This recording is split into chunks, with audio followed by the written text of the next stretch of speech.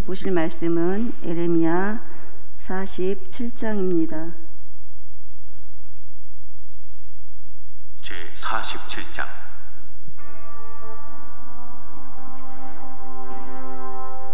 바로가 가사를 치기 전에 블레셋 사람에 대하여 선지자 예레미야에게 임한 여호와의 말씀이라.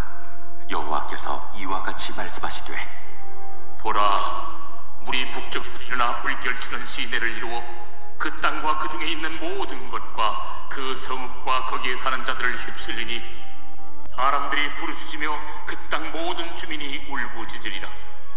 군마의 발목소리와 달리는 병거바퀴가 진동하는 소리 때문에 아버지의 손맥이 풀려서 자기의 자녀를 돌보지 못하리니, 이는 블레셋 가사는 대머리가 되었고 아스글론과 그들에게 남아있는 평지가 잠잠하게 되었나니, 내가 내 몸 대기를 어느 때까지 하겠느냐?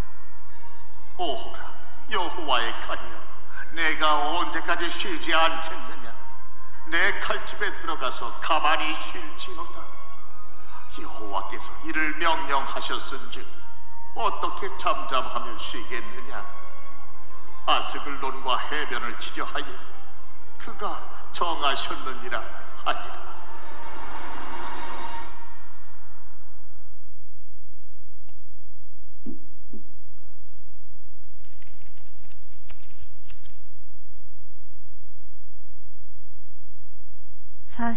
오늘 함께 보실 47장은 이방 민족을 향한 하나님의 심판을 경고하는 46장에서 51장에 계속되는 부분으로 블레셋이 북방 민족인 바벨론의 침략을 받아 멸망하게 될 것이라는 말씀을 이야기하고 있습니다.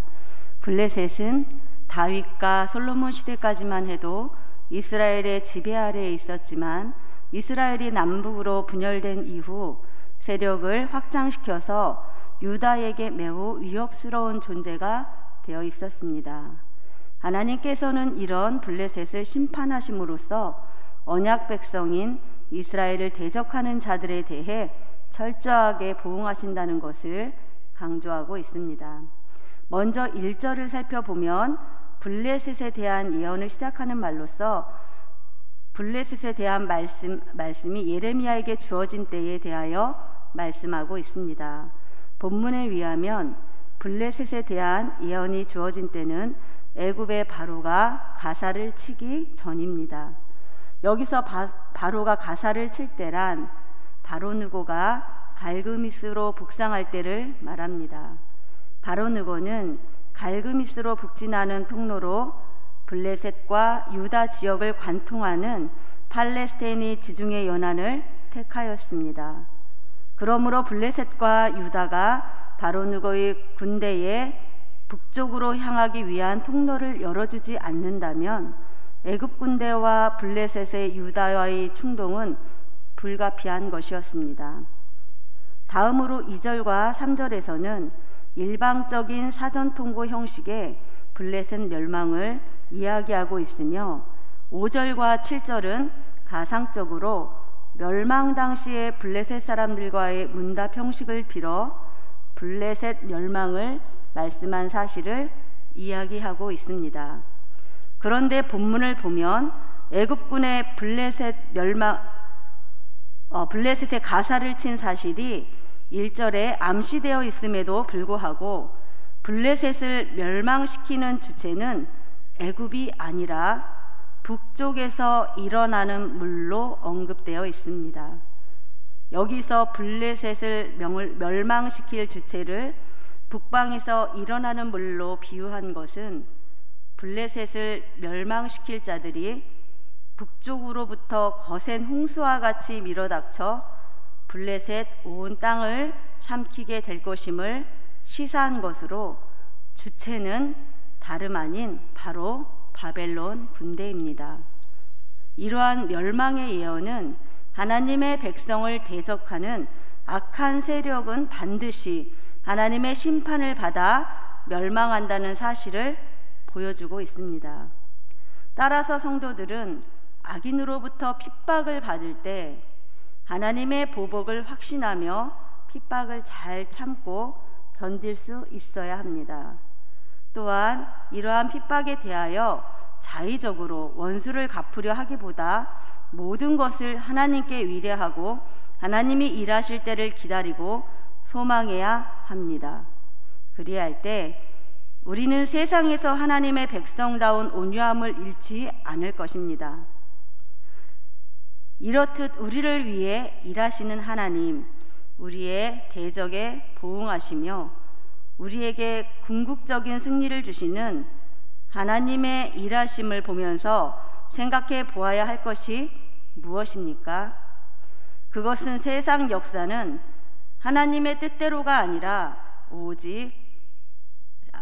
세상 역사는 사람의 뜻대로가 아니라 오직 하나님의 뜻대로 이루어진다는 사실과 심판날 악인들이 믿어왔던 모든 것은 쓸모없는 것에 지나지 않는다는 사실입니다.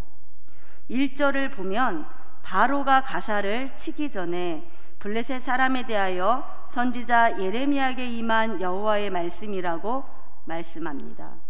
여기서 우리가 주목해야 할 말은 바로가 가사를 치기 전이라는 말입니다.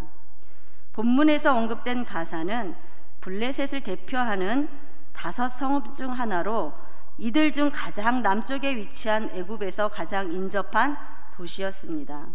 또한 위치상 애굽에서 서아시아로 통하는 무역로에서 중요한 위치를 차지한 전략적 요충지였습니다. 이러한 이유로 가사는 블레셋의 애굽의 북진을 견제할 가장 중요한 지역으로 애굽에게는 북진 정책을 원활히 이루기 위해 반드시 확보해야 할 지역으로 인식되고 있었습니다. 이러한 상황에서 바로가 가사를 쳤다는 말은 이제 애굽의 북진이 시작되었음을 말하고 있습니다. 이러한 상황을 놓고 볼 때 이 예언이 선포될 당시는 아직까지 애굽이 팔레스타인을 중심으로 한 근동 지역의 맹주로 군림하고 있었던 시기를 말하는 것으로 이해할 수 있습니다. 한마디로 적어도 애굽에 패하여 멸망하였으면 하였지 바벨론에게 당하지는 않을 것이라는 생각이 유다 백성들이나 블레셋 사람들에게 있었던 때라는 말입니다. 그런데 2절을 보면 하나님께서는 물이 북쪽에서 일어나 물결치는 시내를 이룰 것이며 그 물이 블레셋을 휩쓸어 버릴 것임을 말씀하시므로 바벨론이 블레셋을 완전히 멸망시켜 버릴 것임을 예언하고 있습니다. 뿐만 아니라 본장 4절을 보면 하나님께서 친히 그리하시겠다고 말씀하시기까지 하였습니다. 뿐만 아니라 즉 블레셋을 멸망시킬 존재는 당시 그들이 두려워했던 애굽도 하나님께서 북쪽으로부터 물결치는 시내에서 달려들어올 바벨론도 아닌 하나님 그 자신이시며 하나님의 섭리와 뜻에 의해 이 모든 일이 일어날 것임을 밝히고 있는 것입니다. 이러한 본문을 통해 우리가 알게 되는 한 가지 사실이 있습니다. 그것은 인간이 이 세상에 존재하기에 세상의 흐름이 인간의 중심으로 인간이 이끌어가는 것 같지만 실상 그 중심에서 그것을 조정하시며 주관하시는 분은 오직 하나님이시라는 사실입니다. 어느 하나도 이에서 예외된 것은 없습니다. 큰 나라와 민족의 역사만 아니라 지극히 작은 것에 이르기까지 예외가 아닙니다. 실로 하나님은 온 우주, 온 세상, 그리고 사람들이 살아가는 삶의 방식과 틀이라 할 수 있는 이 세상에 충만하십니다. 그리고 그분은 당신께서 지으신 창조 세계, 그리고 사람들의 삶에 대해 결코 눈을 감거나 외면하신 적이 없으십니다. 왜입니까? 그것은 하나님이 창조하신 세상이고 이 세상 역사의 주인은 다른 누구도 아닌 바로 하나님이시기 때문입니다. 즉, 이 세상 역사는 다름 아닌 하나님의 이야기, 즉 하나님께서 당신의 뜻과 지혜, 섭리를 펼쳐가심에 말씀한 것이라 할 수 있습니다. 역사를 더듬어 살펴보면 실로 하나님의 위로우심과 지혜로우심, 진실하심이 일관성 있게 반영되어 있음을 알 수 있습니다. 이는 비단 성경에 기록된 선민의 역사만이 아닙니다. 하나님께서 지으신 이 세상 역사 가운데에도 우리가 살아가는 삶의 모든 현장, 그리고 그 배후에 하나님의 손길과 섭리, 간섭하심이 있음을 알 수 있습니다. 그래서 혹자들은 하나님의 자기 계신 성경과 연결시켜 이 세상 역사를 제2의 성경이라고까지 말하는 것입니다. 우리는 이러한 사실을 통해 하나님께서 이 세상 역사의 주인이라는 사실, 그리고 우리 각자의 삶의 주인이라는 사실을 다시금 깨달아야 하겠습니다. 참으로 하나님께서는 이 세상 모든 역사의 중심에 서 계시며 우리 삶의 중심에도 서 계시는 분이십니다.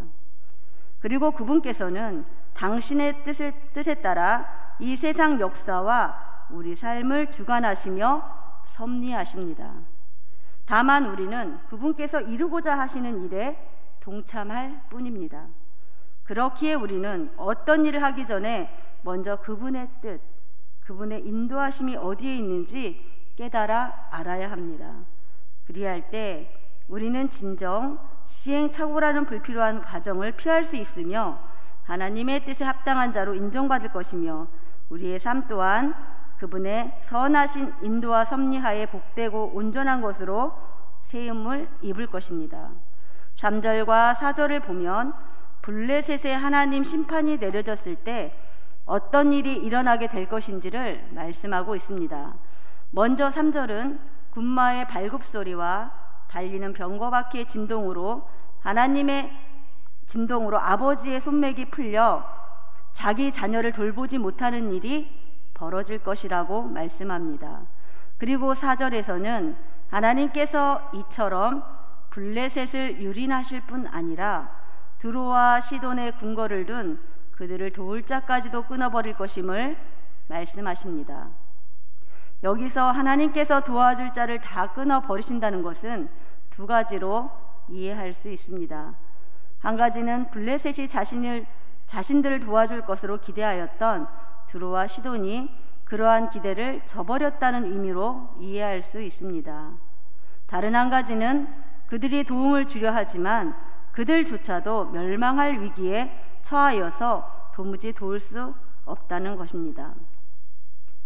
이것은 하나님께서 당시 바벨론을 들어 그동안 저지른 악에 대하여 근동의 모든 나라들을 심판하실 것임을 말씀하셨고, 그로 인해 두로와 시돈 역시 바벨론의 침공 위기에 직면하였기에 블레셋을 결코 도울 수 없는 처지에 이르게 되었다는 것입니다.